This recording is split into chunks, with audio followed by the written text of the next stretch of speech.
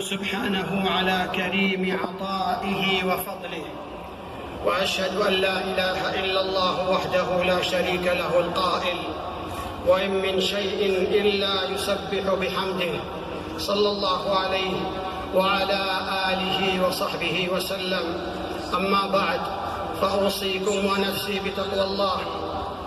وناداهما ربهما: ألم أنهكما عن تلكما الشجرة وأقل لكما إن الشيطان لكما عدو مبين. نداء الله لهما ولكل من تلبس من بنيهما بمنهي عنه. لم يترك الله لنا عذرا، فقد بين وأظهر وأنذر وأعذر، وفصل لنا سبيل المجرمين وطريق الشيطان وأحوال المفسدين، حتى لا نقع فريسة للوساوس والخداع. ومع ذلك إن وقع ابن آدم فيها ثم تاب الله عليه وقبل منه، فالله الرؤوف الرحيم والغفور الودود يفتح الباب لمن تسبب في إغلاقه على نفسه، فرحمته وسعت كل شيء. وهذا هو الدرس المستفاد من حال الأبوين عندما اعترفا بالذنب.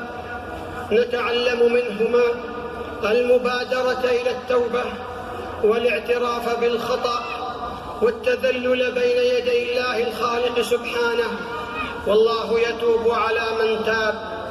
ومن رسخ في الدين قدمه كثر على يسير الزلل ندمه.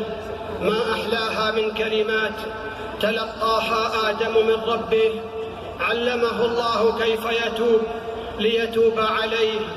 وعصى آدم ربه فغوى، ثم اجتباه ربه فتاب عليه وهدى. ألا وصلوا عباد الله على رسول الهدى، فقد أمركم الله بذلك في كتابه فقال: إن الله وملائكته يصلون على النبي يا أيها الذين آمنوا صلوا عليه وسلموا تسليما. اللهم صل على محمد وعلى آل محمد كما صليت على إبراهيم وعلى آل إبراهيم إنك حميد مجيد، وبارك على محمد وعلى آل محمد كما باركت على إبراهيم وعلى آل إبراهيم إنك حميد مجيد. وارض اللهم عن خلفاء الأربعة الراشدين أبي بكر وعمر وعثمان وعلي، وعن الآل والصحب الكرام، وعنا معهم بعفوك وكرمك وإحسانك يا أرحم الراحمين. اللهم إنا نسألك الجنة وما قرب إليها من قول وعمل، ونعوذ بك من النار وما قرب إليها من قول وعمل. اللهم إنا نسألك من الخير كله عاجله وآجله ما علمنا منه وما لم نعلم، ونعوذ بك من الشر كله عاجله وآجله ما علمنا منه وما لم نعلم. اللهم إنا نسألك فواتح الخير وخواتمه وجوامعه وأوله وآخره وظاهره وباطنه، ونسألك الدرجات العلى من الجنة يا رب العالمين. اللهم إنك عفو تحب العفو فاعف عنا. اللهم اغفر لنا ما قدمنا وما أخرنا وما أعلنا وما أسررنا وما أنت أعلم به منا. أنت المقدم وأنت المؤخر، لا إله إلا أنت. اللهم إنك عفو تحب العفو فاعف عنا. اللهم إنا نعوذ بك من زوال نعمتك وتحول عافيتك وفجاءة نقمتك وجميع سخطك. اللهم إنا نعوذ بك من العجز والكسل والجبن والبخل والهرم وغلبة الدين وقهر الرجال. يا حي يا قيوم برحمتك نستغيث، أصلح لنا شأننا كله ولا تكلنا إلى أنفسنا طرفة عين. اللهم ابسط علينا من بركاتك ورحمتك وفضلك ورزقك. اللهم وفق إمامنا خادم الحرمين الشريفين لما تحب وترضى. اللهم وفقه لهداك واجعل عمله في رضاك يا رب العالمين. اللهم أنت الله لا إله إلا أنت الغني ونحن الفقراء.